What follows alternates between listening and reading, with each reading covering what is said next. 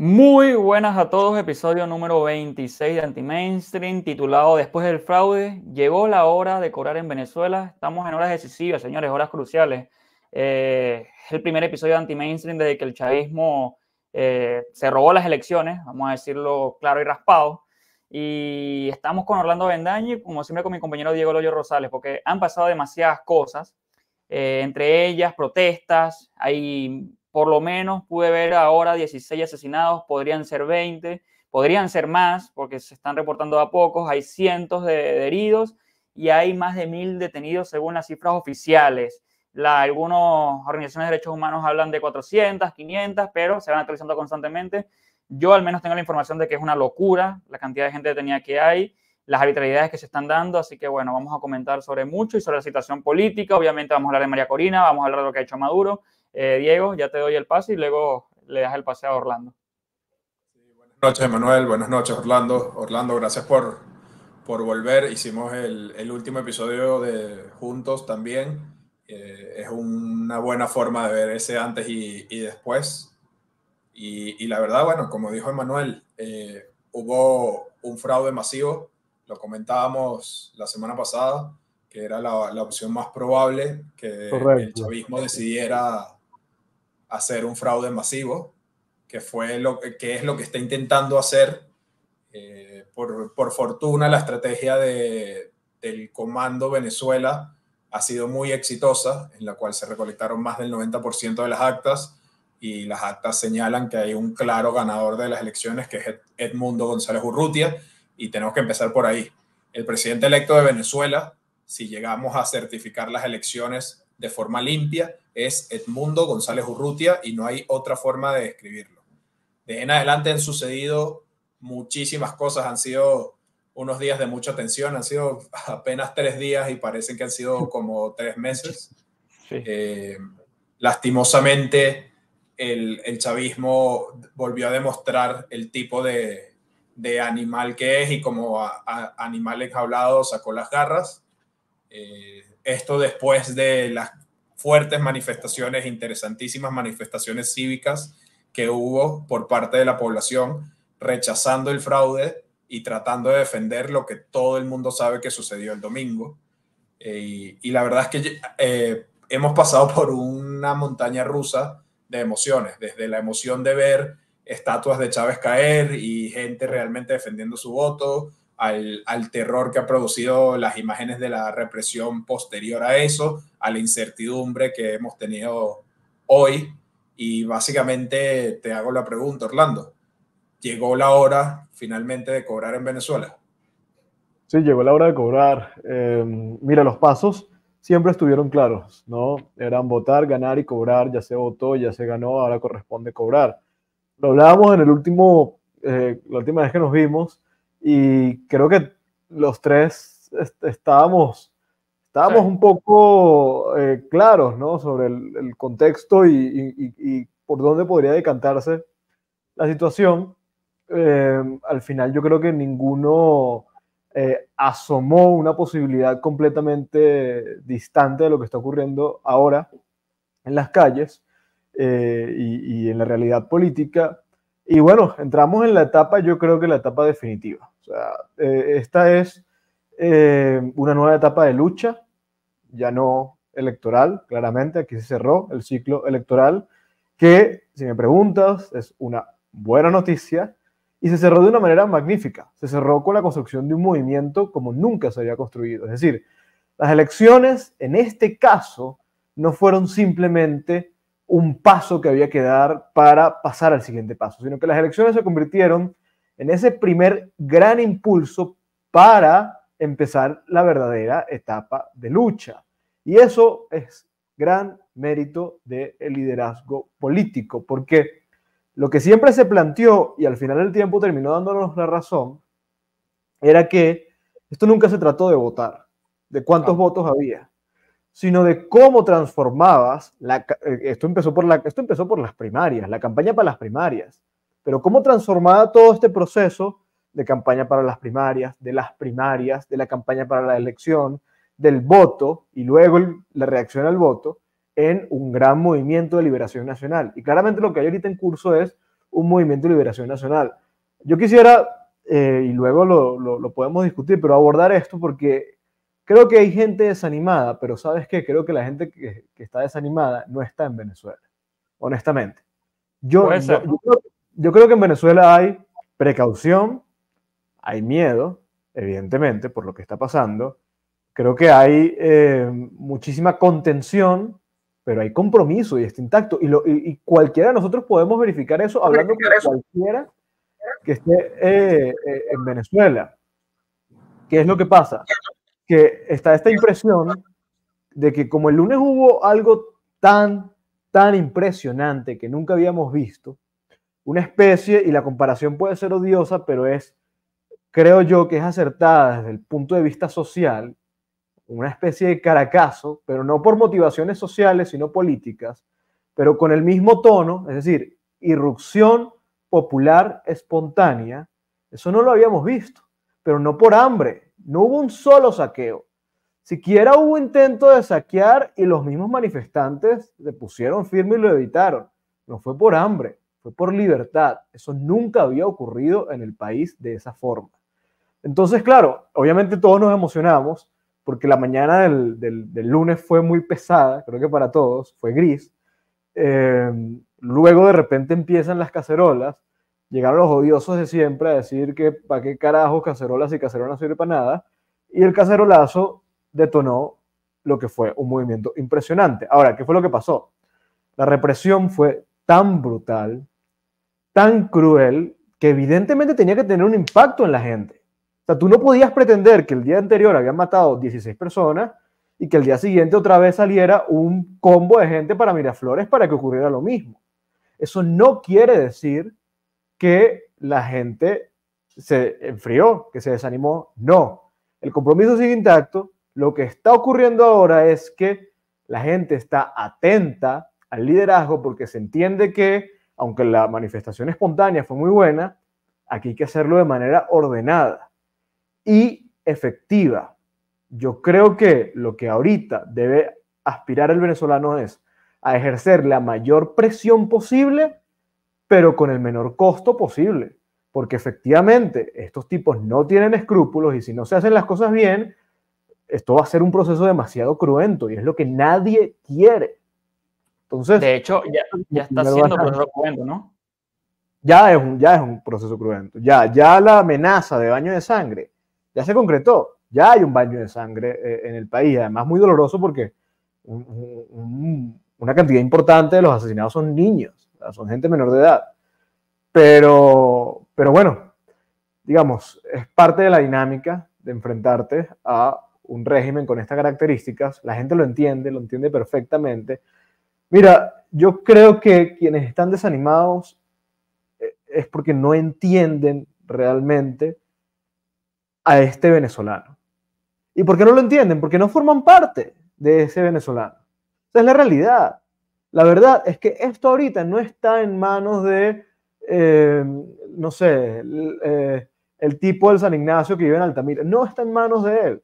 No está en manos de, no sé, la gente del Mérici. No sé, no está en manos de los que por mucho tiempo estuvieron en las calles y han demostrado una firmeza y una altura impresionante, pero esto no está en manos de la clase media.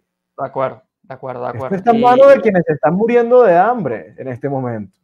Y te agrego, Orlando, yo creo que ni siquiera la palabra de esa gente es desánimo, sino más bien frustración, quizás, claro. e impotencia porque están esperando en una tensa calma que es horrible. Nosotros, el día que se robaron las elecciones, el domingo, yo no dormí nada, si acaso habré dormido 2 horas o 1 hora y media, me despierto y estoy esperando indicaciones, y ese tramo desde las 6 hasta las 9, 10 de la mañana, que son las cacerolas, parecían 4 días. Después, cuando sale la gente, bajan los barrios a protestar, a tumbar estatua de Chávez, fue un desahogo para mí completamente, o sea, fue un desahogo absoluto. ¿Y a qué voy? Esta gente que hoy representa la nueva base opositora, la gente de Petare, la gente del 23 de enero, la gente de Katia, la gente de los barrios, no sé qué era de Caracas, también te hablo de los barrios del Estado Bolívar, te hablo de Perro Seco, del Hipódromo, del barrio del Zulia, de Táchira, gente que quizás fue chavista toda su vida, que está acostumbrada a no dejarse robar las cosas, sino a reclamar su vaina, y que van a estar dispuestos a estar en pie de lucha. Yo no creo que esa gente esté desanimada.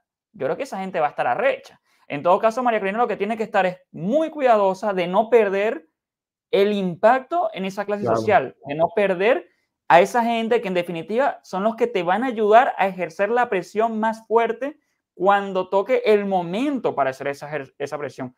Lo comentábamos con Diego ahorita. Ahorita el tema es cómo María Corina logra ese balance en la calle de no enfriar, como tú bien dijiste, de no aumentar demasiado el costo, de que no sea tan cruento, y al mismo tiempo de no decepcionar a esta nueva base opositora que está dispuesta a dar su vida por la causa.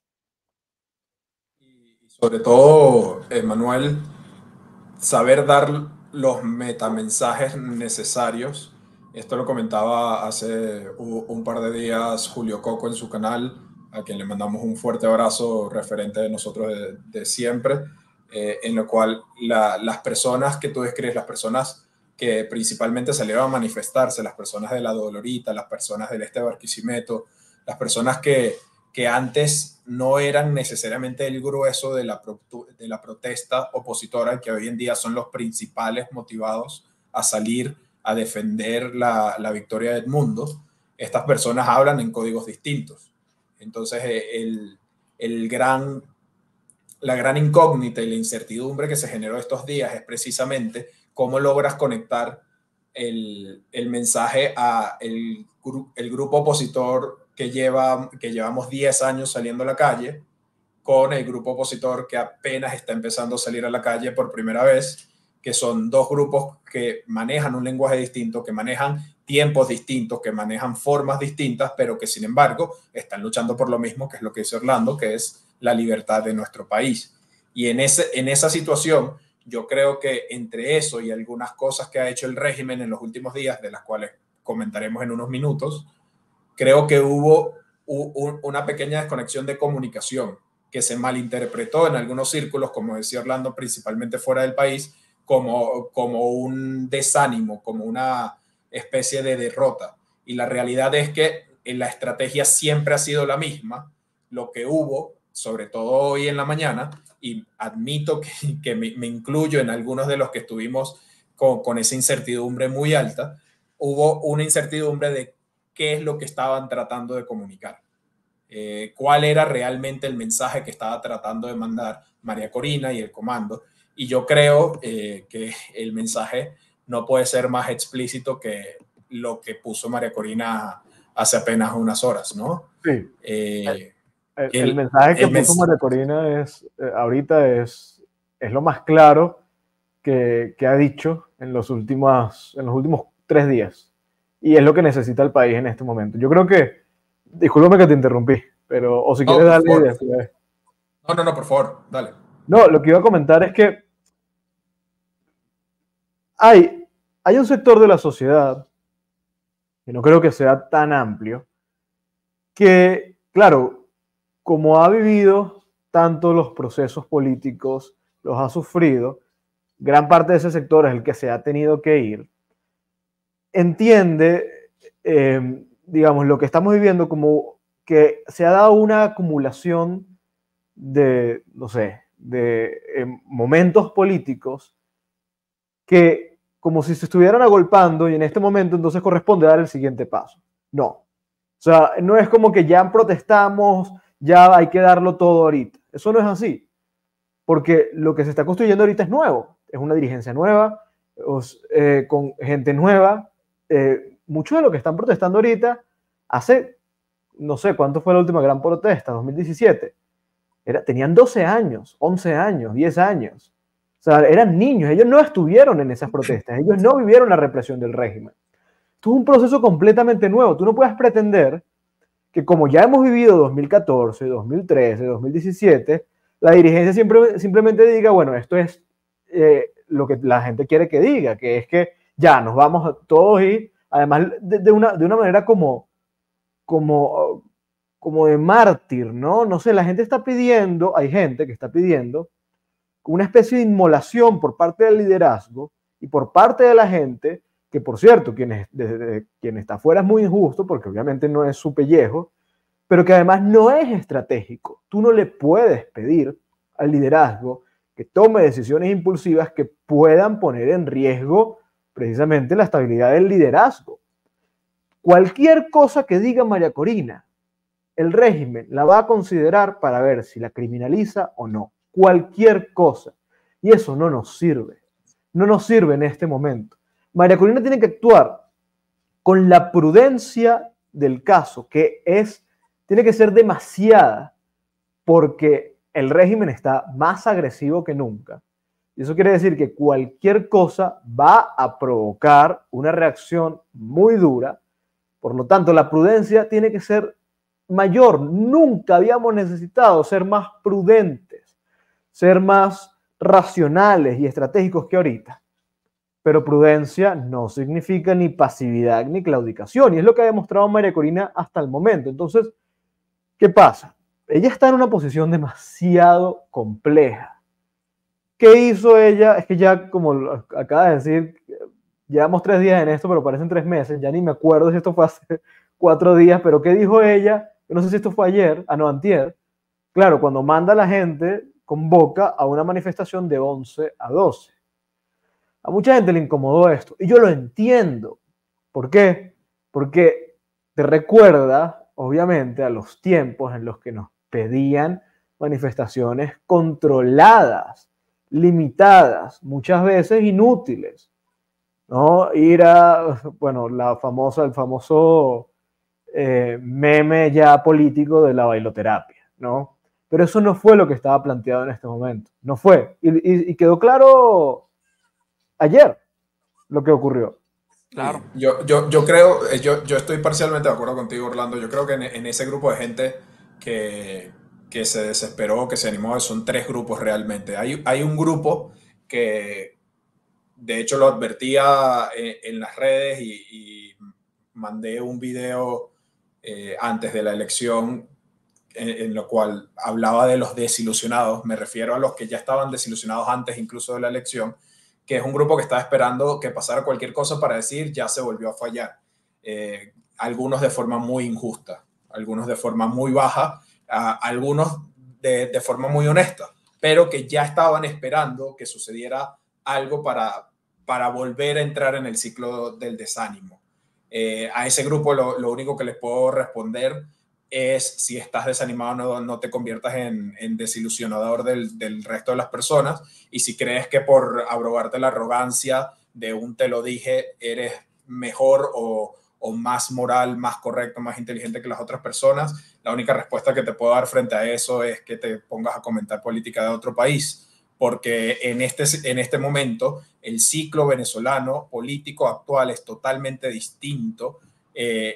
Por la razón principal de que muy fácilmente se puede enmarcar en lo que dijo Eric del Búfalo hace unos días, que es que ya María Corina está aclamada, respetada por su pueblo, por nosotros también, por los ciudadanos, por toda Venezuela, y tiene toda la legitimidad para ser la María Corina del 2019.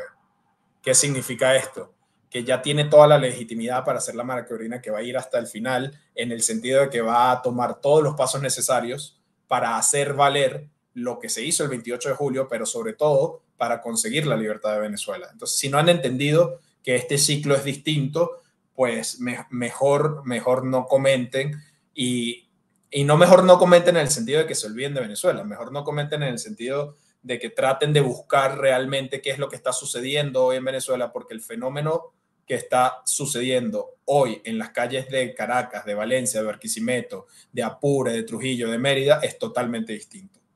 Luego hay otro grupo, hay un grupo de personas que realmente vivieron un tema de temor e incertidumbre, como estábamos hablando, que tuvieron mucho ánimo de cara al 28 de julio y que lastimosamente pensaron que iba a ser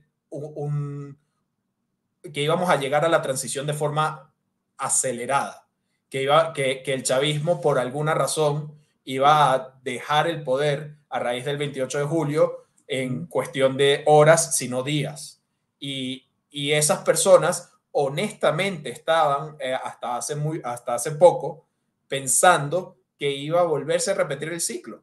Y entiendo perfectamente que esas personas pensaban que íbamos a volver a las bailoterapias. Y mi respuesta ante ellos es, primero, un poco de calma y paciencia. Y segundo, que traten de entender que los mensajes que está mandando María Corina hoy en día son por prudencia, pero no por prudencia, y aquí es en donde estoy en desacuerdo contigo, Orlando, no por prudencia por lo que pueda hacer el régimen, porque el régimen nos tiene criminalizados a todos.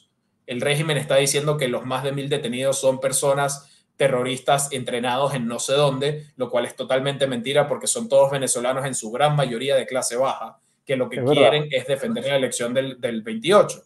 Entonces, la prudencia que tiene que tener María Corina no es por lo que pueda hacer el régimen, y yo creo que el Comando Venezuela sabe que en cualquier momento pueden atacarlos como atacaron a Pedro Urruchurtu, que está metido en la embajada de Argentina junto con Magali Medda y 4 personas más, como han atacado a los miles de manifestantes.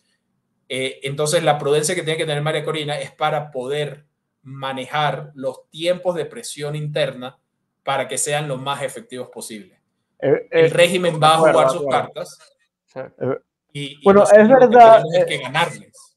Es verdad, es cierto que digamos, no es necesario que María Corina diga algo para que el régimen finalmente la criminalice. No obstante, no, yo sí, a ver, sí creo que hay una precaución de no colaborar con la narrativa del régimen. Creo que sí sí se están cuidando los mensajes para no contribuir con todo el mensaje, toda esta construcción retórica. Y yo creo, Orlando, que eso va, de nuevo, no necesariamente por lo que pueda hacer el régimen, sino por entender el tercer grupo al que quería llegar, que es la gente que está ansiosa de cambio y que sigue manteniéndose en la lucha que tú mencionabas, que tú bien describías al principio del podcast, tratando de dar ese empujón final.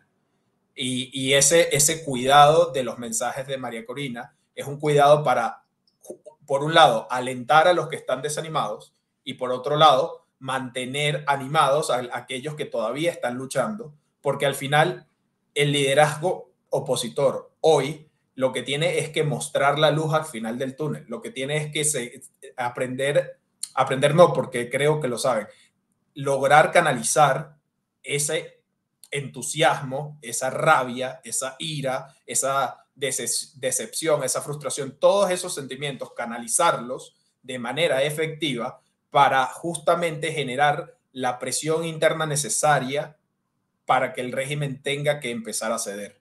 Una de las cosas que lograron es que el régimen tuvo que responder a lo que la oposición estaba haciendo con el tema de las actas. Otra de las cosas que lograron es que el régimen tuvo que activar su máquina de represión, no en manifestaciones a las 3 de la tarde en la calle donde con unas bombas lacrimógenas lograbas dispersarlas. No, tuvo que activar a los más sanguinarios del chavismo, los colectivos, las FAES, la gente realmente criminal que sigue habiendo en las Fuerzas Armadas, a buscar casa por casa a los testigos, casa por casa a las personas que estaban manifestándose, y no solo en el Hatillo, no solo en Baruta, sino también en Petare, sino también en el 23 de enero, donde incluso hay un toque de queda mandado por los colectivos. ¿Y por qué digo que la oposición logró que surgiera esto?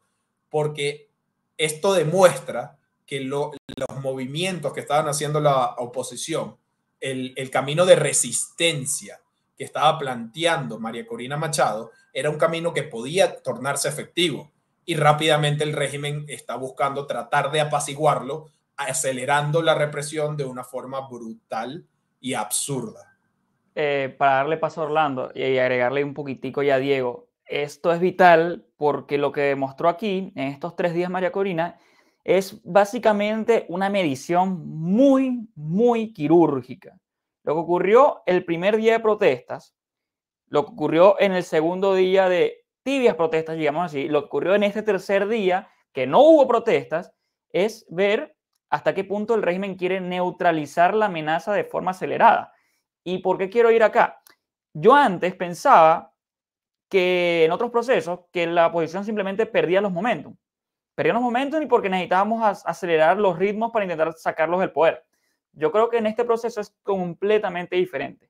A medida que pase el tiempo y se vaya ejerciendo presión y se vayan derrotando el régimen en pequeños espacios, yo creo que ahí es donde hay más posibilidades de un quiebre, ahí es donde hay más posibilidades de que los militares puedan dar su brazo a torcer. Se está hablando mucho de la represión y obviamente se va a hablar de la represión por los cientos de heridos, por las ya decenas de muertos, pero poco se está hablando de que yo he visto videos en redes sociales de funcionarios que directamente no reprimieron, que dejaron manifestarse, que acompañaron a la gente.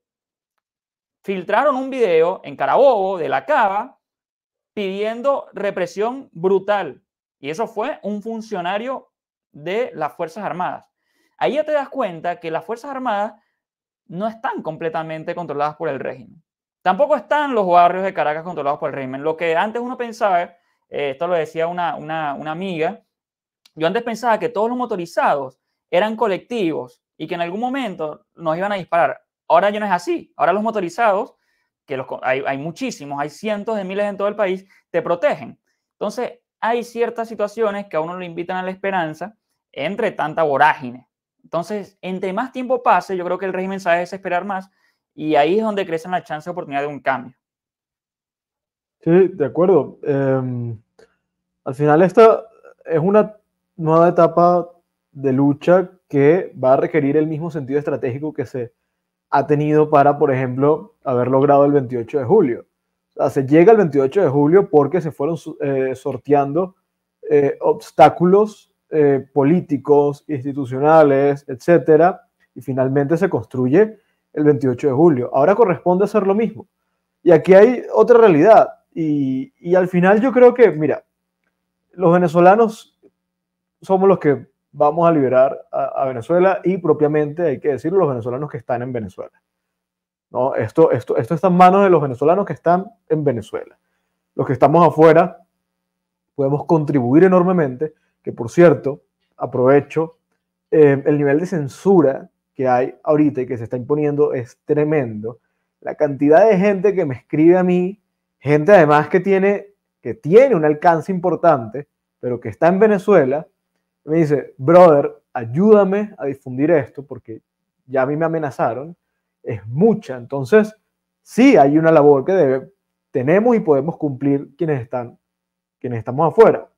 Pero al final, digamos, el riesgo real lo van a correr quienes estén adentro. Pero aquí se están moviendo las cosas en muchos tableros. Es decir, yo no interpreto, y a mí no me preocupa, el silencio de María Corina.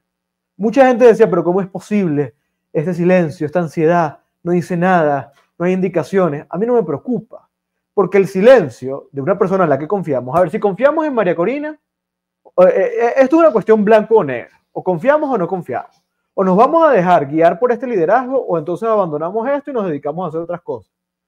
No nos ponemos a hablar de no sé, la situación en los Balcanes o lo que sea, Macedonia del Norte. O sea, o asumimos el papel de que esto es un movimiento de liberación nacional con un liderazgo o no.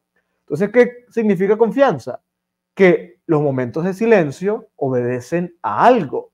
Cuando no se habla es por algo. Y el silencio no tiene que necesariamente llenarse con ruido cuando no hay nada en el momento importante que decir. Yo interpreto bien los momentos de silencio porque quieren decir que aquí hay cosas que se están moviendo detrás, la que nosotros no necesariamente estamos al tanto, pero que son importantes. ¿Por qué quiere decir el silencio esto? Porque María Corina está comprometida con la lucha. Y si ella no está, no sé si es el caso, porque como tú dices, antes teníamos esta impresión de que el momento político, si no se aprovecha, se pierde y ya se perdió la oportunidad.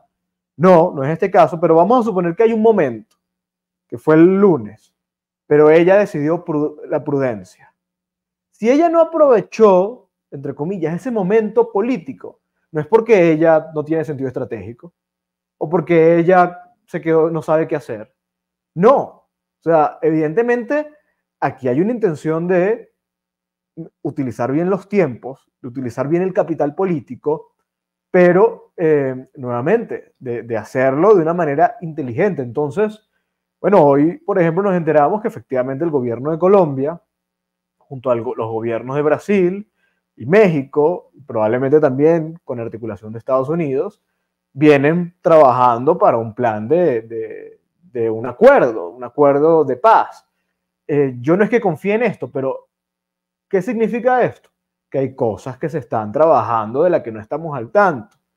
Y es probable que María Corina esté operando en este terreno también. Si nosotros queremos que ella opere en la calle, que ella esté en la calle liderando a la gente en un caballo con la guacamaya cayéndole encima yéndose a Miraflores. Todos quisiéramos eso, pero es que ella no solamente tiene que estar en la calle, sino que tiene que estar metida en una oficina hablando con cuan canciller pueda, hablando con cuan diplomático pueda, hablando con cual parte pueda, y esa labor la hay que hacer también. Entonces, yo nuevamente creo que en todo caso sería esto que un llamado a la confianza. O creemos en el liderazgo o no creemos. Esto es lo que hay. Y no es lo que hay por default, es lo que hay porque esta mujer se lo vino ganando a pulso en años hasta llegar al punto en el que finalmente la sociedad venezolana estuvo preparada. Para mí no es un problema de ella, porque ella siempre tuvo el diagnóstico acertado, pero para mí, desafortunadamente, los venezolanos teníamos que darnos muchos golpes para darnos cuenta que este era el mejor liderazgo que podíamos aspirar. Entonces, ella se ha venido ganando su puesto. Se merece el voto de confianza. Sí, yo creo, Orlando, que el voto de confianza, más allá del liderazgo de María Corina, al cual no le tengo ningún reproche y en el cual yo personalmente también confío, yo creo que los venezolanos, dentro y fuera de Venezuela, más que darle un voto de confianza a una persona o a un liderazgo o a un comando, es darle el voto de confianza al proceso que decidimos desde las primarias del 22 de octubre iniciar. Proceso en el cual no se va a dar fin hasta que haya fin al chavismo. No se va a acabar este proceso hasta que no se dé una transición y una salida del régimen del poder. Y salida del régimen del poder incluye muchísimas cosas más allá de solamente hacer un cambio de mando. Pero además incluye muchos pasos previos al... Te mandaron un ataque biológico. Con la madre, Harry William Saab. Te mandaron un ataque biológico. No, pero lo que quiero decir con esto es que más allá de la confianza en una persona, más allá de la confianza en un comando, tengan confianza en una estrategia. Y la estrategia pasa por distintas etapas. Y la etapa actual, a lo mejor, como tú bien dices, es la de coordinar distintas fuerzas tras bambalinas, bajo mesa. Y yo honestamente no creo que sean las fuerzas de la diplomacia con Brasil, Colombia y México. Yo honestamente no es que desconfíe de estos gobiernos, de los cuales desconfío muchísimo, en los cuales tengo cero confianza. Pero mi problema no es que desconfíe de estos gobiernos. No, mi problema es que la situación que planteó el chavismo, y con esto quiero empezar a hablar un poco de lo que ha hecho el chavismo en los últimos días, la situación en la cual está el chavismo hoy en día, a mí no me da indicaciones de que estén preparados para plantear una negociación de la mano de la diplomacia de Brasil, México y Colombia. A mí lo que me parece es que el chavismo está tratando de acelerar en todos los campos posibles un desenlace que les permita a ellos mantenerse en el poder. Por algo aceleraron con el tema del TSJ y la certificación de la elección, por algo dieron unos resultados totalmente fraudulentos en horas de la madrugada del lunes, por algo están tratando de cerrar ese flanco abierto que tienen de las actas, en el cual no tienen otra opción sino que falsificar las actas y tratar de revestirse de institucionalidad utilizando el TSJ en este momento y eventualmente utilizando otras instancias que seguramente internas y externas van a ser. Pero en paralelo también han acelerado la represión, también han buscado mantener la cohesión del aparato represivo para poder utilizarlo en instancias quirúrgicamente, en instancias de forma violenta y abierta, en las cuales el mismo Maduro no se siente cómodo si no está hablándole a los militares diciéndoles que es hora de acabar con los terroristas, etcétera, etcétera. El mismo Rafael, el mismo Lacaba, a quien algunas personas pensaban que podía plantear un puente con el chavismo, más bien todo lo contrario, está buscando apagar cualquier rebelión o insurrección o protesta que suceda en Carabobo. Y yo creo que el chavismo está tratando de acelerar, porque en ese enfrentamiento en todos los frentes, si trata de buscar un desenlace rápido, probablemente tenga las de ganar.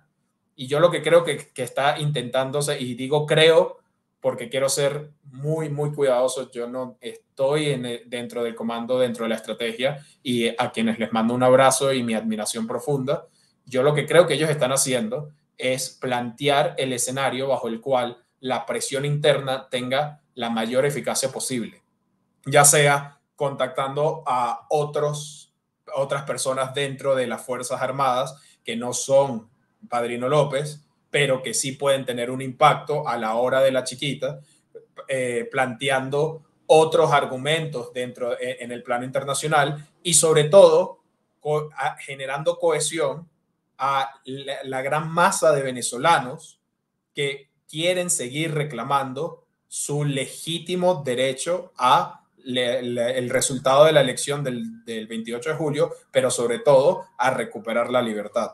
Entonces, ahorita mi confianza no es necesariamente en un liderazgo en el cual confío. Mi confianza es en la estrategia de generar presión a lo largo del tiempo para poder tener estas victorias, como la victoria de las actas, poco a poco disminuyan la posición del chavismo. Y una vez que esté disminuido el chavismo, ahí sí podemos empezar a hablar sobre puentes de plata que le pueda tender México o Brasil a Maduro y a Cilia, o sobre helicópteros que lleven a Colombia a Padrino López, etcétera, etcétera.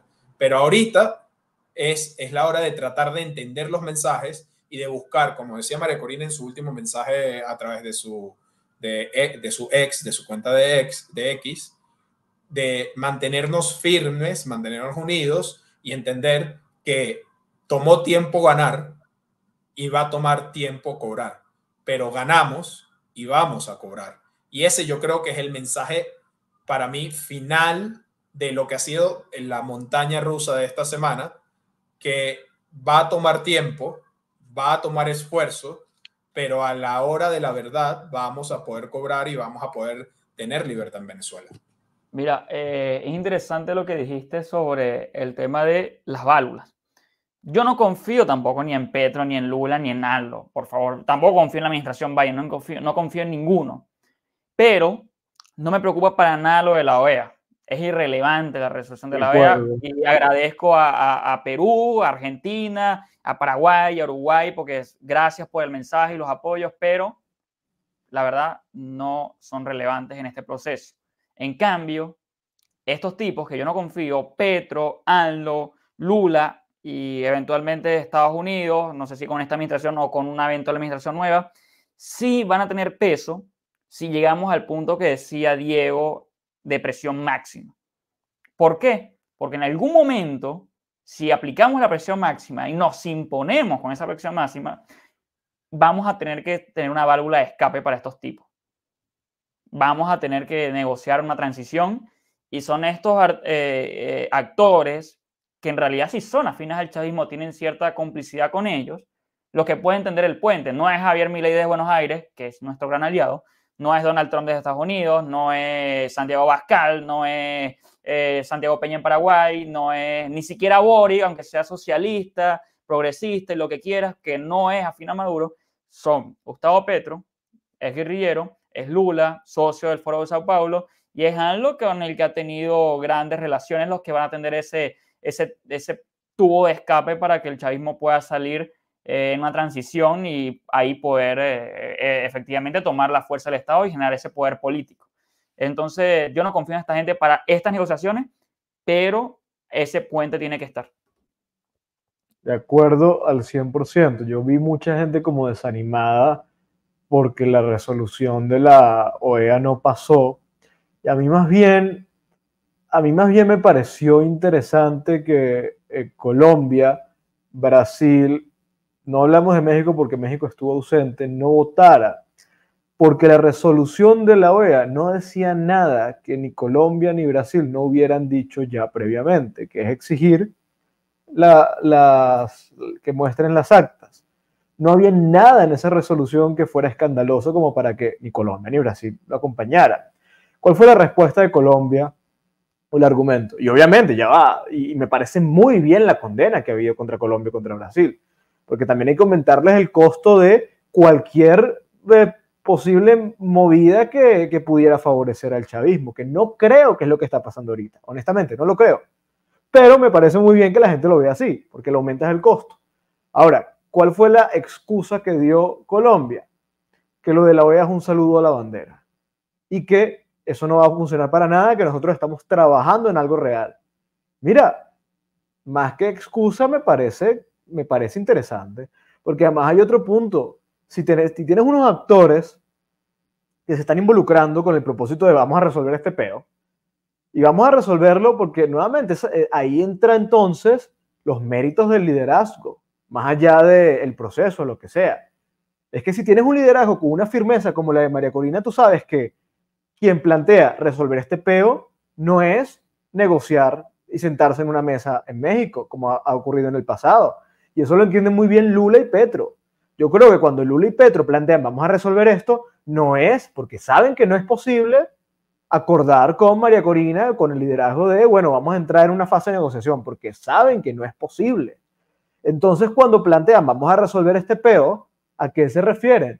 Bueno, ¿qué es lo inevitable?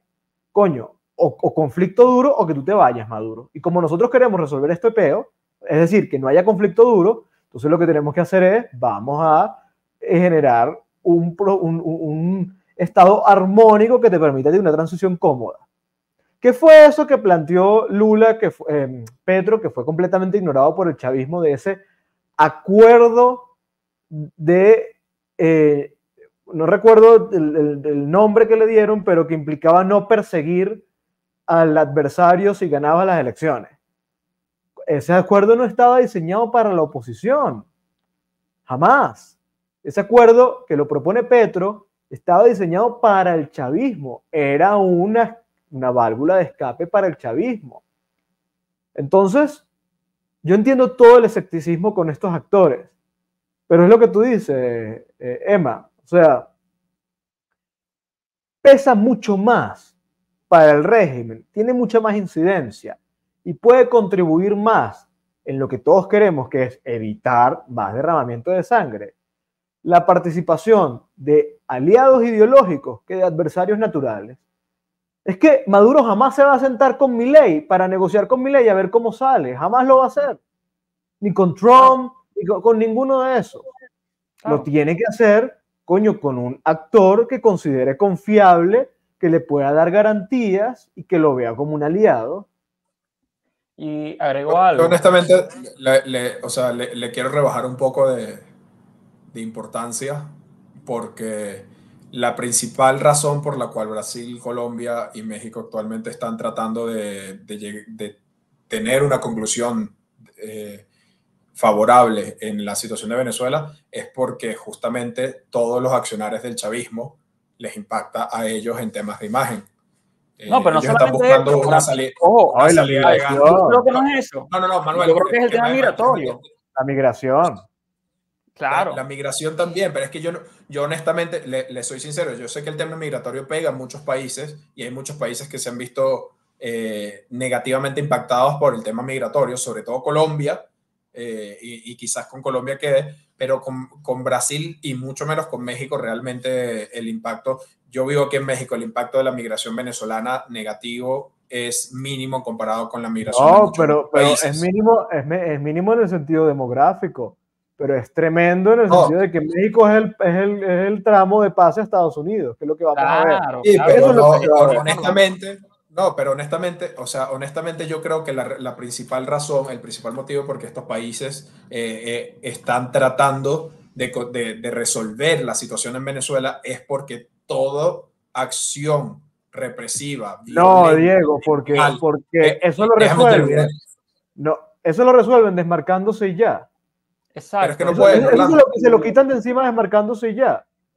O sea, Exacto. al peo de Maduro, que la asociación se desmarcan y ya. El problema no es eso, el problema es que tú te Como puedes hizo desmarcar, Boric, pero el impacto lo tienes ahí. como hizo No, Boric.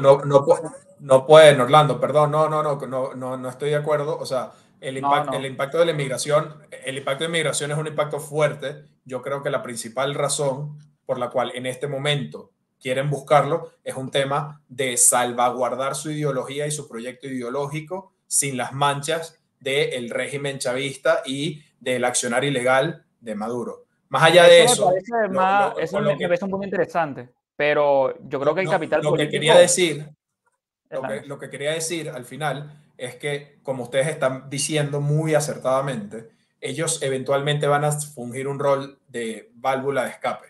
Eso es un paso posterior. Ellos eventualmente van a poder ayudar a llegar a una transición cuando el chavismo esté ya en fase de derrota. Y desafortunadamente, aunque estamos en la etapa final, como dice Orlando, todavía no hemos llegado a la etapa de derrota del chavismo.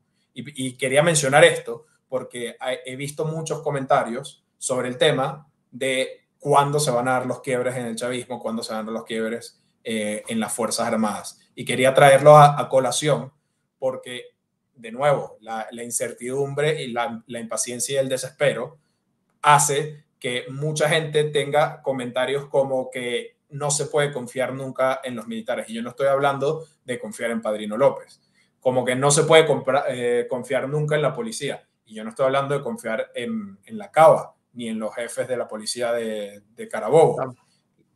En los procesos más recientes que hemos visto, en los cuales regímenes dictatoriales han caído o regímenes semidictatoriales han caído, me refiero específicamente a la primavera árabe, me refiero específicamente al Euromaidan en Ucrania, las fuerzas de represión iniciaron igual como está iniciando el chavismo, una fase de represión brutal y cruda al inicio de las manifestaciones y eventualmente esas mismas fuerzas represivas se quebraron. Ese quiebre no sucede en un día, ese quiebre no sucede en una semana, ese quiebre sucede con la presión constante de tener que reprimir y ver que la gente no se achicana. Y esto me duele mucho, me duele mucho decirlo, déjame terminar, Orlando, porque yo honestamente le soy sincero, el chavismo tiene en su mano decidir que no haya un muerto más aceptando las elecciones y todos los muertos de aquí en adelante son y van a ser culpa del chavismo. Pero mientras el chavismo mantenga su visión de represión, su estrategia de represión brutal y sangrienta, la única forma de conseguir que hayan quiebres dentro de las Fuerzas Armadas es manteniéndonos firmes y tratando de evidenciar que los ciudadanos venezolanos ya se cansaron del régimen y que la única forma de que esto se acabe es con el fin del régimen dictatorial y con una transición.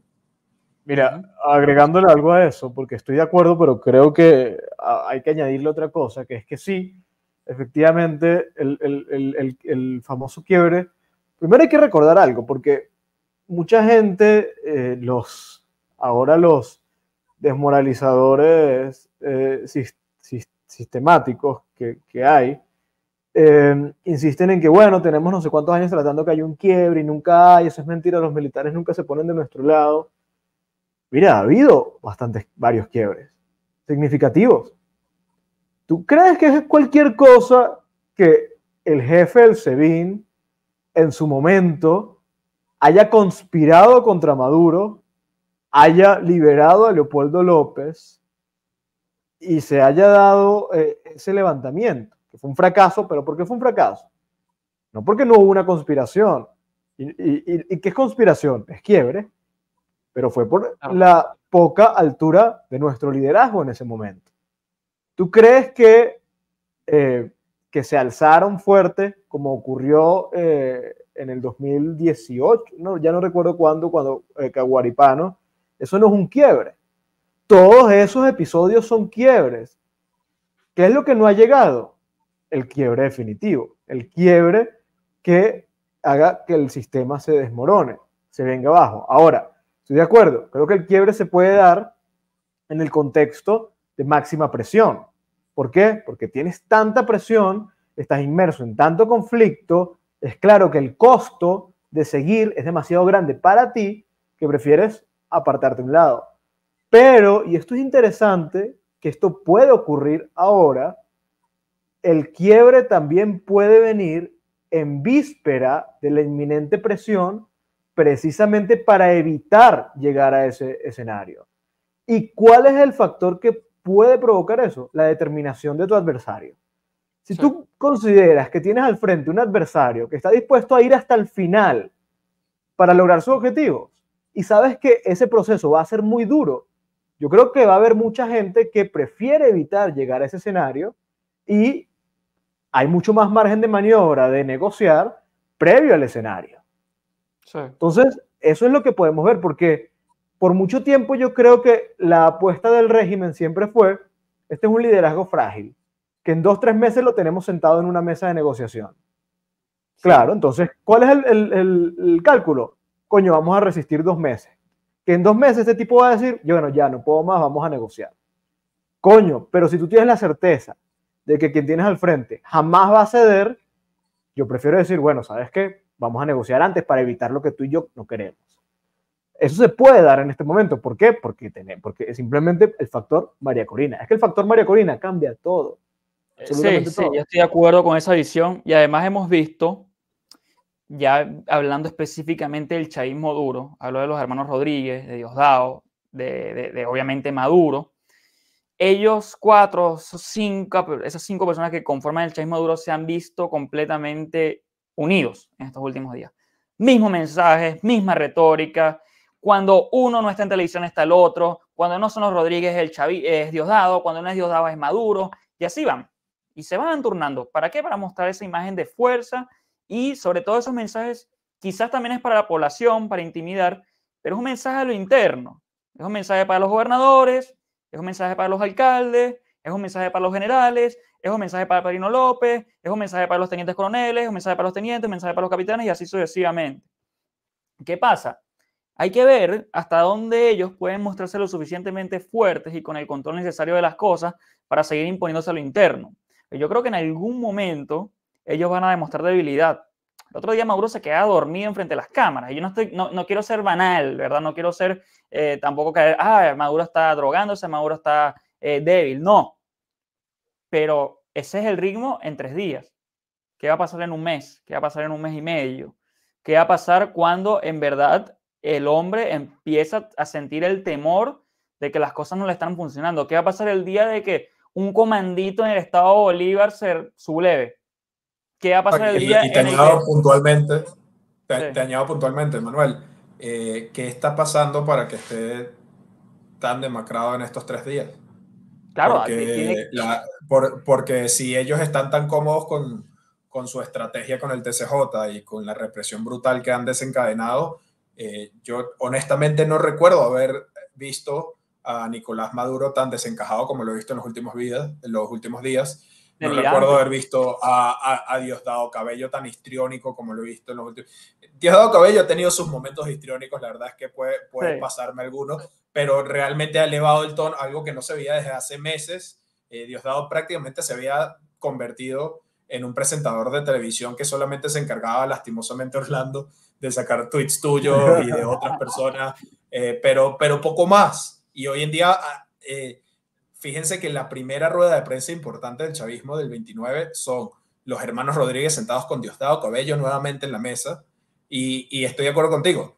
Ese núcleo está pasando, pues, Delcy Rodríguez, las imágenes de Delcy Rodríguez hoy hablan por sí solas. Ese núcleo está pasando por una situación muy compleja en el sentido de que saben que se le están desbordando ciertas cosas, saben que están perdiendo ciertas batallas. Y honestamente, y no quiero decir cosas que no sé, esto es totalmente especulación, pero yo honestamente creo que no es coincidencia que estén tan demacrados y que además el 80% de sus mensajes sean para mantener la cohesión del aparato represor. Algo puede estar pasando ahí y yo creo que eso puede ser un factor clave. Orlando lo decía ahorita, María Corina está seguramente en una oficina llamando cuanto canciller pueda. ¿Ustedes creen que Maduro, Diosdado, Delcy y Jorge no están haciendo lo mismo con el chavismo? Lo están haciendo y Claro, eso cansa, agota y claro. genera frustración y genera paranoia. Maduro está delirando, Maduro está invitando a Elon Musk a pelear en Venezuela, está delirante el tipo. Sí, sí, sí. Sí. Muchachos, se nos está haciendo largo el programa, no sé si Orlando quiere comentario ahí. No, no, estuvo muy buena la conversación. Estoy de acuerdo con todo, estoy de acuerdo. Yo creo que, mira, la oportunidad, hay gente a la que el anuncio del fraude le golpeó como un yunque y se desanimó por completo porque pensaron que se había perdido la oportunidad. Mira, la oportunidad está más intacta que nunca. Oportunidad como tal, más intacta que nunca. Nuevamente, esto nunca se trató de simplemente votar. Es verdad, había una posibilidad de que en la votación se diera un acuerdo, una negociación que evitara todo esto y que pasara por el reconocimiento de los resultados y un proceso de transición negociado. Eso era una posibilidad. Lo hablamos aquí. No era la mayor, la que tenía más probabilidad. Siempre se trató de... Le dimos algunos céntimos de porcentaje. Vamos. Sí, bueno, es lo que estamos hablando, porque hay gente que quiere evitar el conflicto, que quiere evitar la pugna. O sea, y yo estoy seguro que mucha gente consideró, mira, tú y yo sabemos, no existe un hackeo de Macedonia del Norte. El régimen, un régimen triunfador, aunque sea triunfador por el fraude, y que se siente cómodo, no se demora 6 horas para publicar unos resultados. Yo creo que ahí hubo un pulseo muy duro en el que claramente al final se terminó imponiendo la facción fundamentalista del chavismo. Pero yo creo que hay mucha gente que tiene la posibilidad de escapar de esto, pero que es rehén del mismo sistema. Cuidado si Maduro no es rehén del mismo sistema. Entonces, son tiempos interesantes y confianza. Yo creo que lo que hace falta ahorita es confianza. Templanza, mucha madurez también, sí, de acuerdo. Yo quisiera mandar un mensaje final y es primero a los familiares, amigos y cercanos de los fallecidos hasta ahora, no solamente mi sentido pésame, sino también mi voto de acompañamiento con ustedes. La verdad es que cada venezolano que cae es un dolor y cada venezolano que cae es un venezolano que no debió haber caído. No quiero llenar este mensaje con mensajes vacíos de que son héroes de la patria, que sí lo son, pero lo que quiero es acompañarlos en este momento de dolor y para aquellos que siguen resistiendo, que van a seguir resistiendo y que durante los siguientes días y semanas van a llevar a cabo la gran batalla por la libertad de Venezuela, mandarles mi total admiración, mi confianza en que se van a mantener firmes y mis respetos y ofrecerme para que dentro de lo poco que se pueda hacer desde el exterior, sepan que cuentan con alguien que los va a apoyar de la manera que pueda, de la manera que sea. Ayeros. Bueno, muchísimas gracias a todos por sintonizar. A Orlando, muchísimas gracias por, sé que he estado... ahora Orlando es una estrella de televisión, le invitan en Perú, México, Argentina. Lo que no dice nadie, y yo lo voy a decir, es que después de que salió en anti-mainstream, su carrera se tiró para mentira. Gracias a ustedes. No, hermano, gracias muchísimas gracias, en serio, por el apoyo y por venir. No, gracias a ustedes y bueno, seguimos en contacto. Vamos a ver qué pasa. Un abrazo grande, Diego. Cuídense mucho.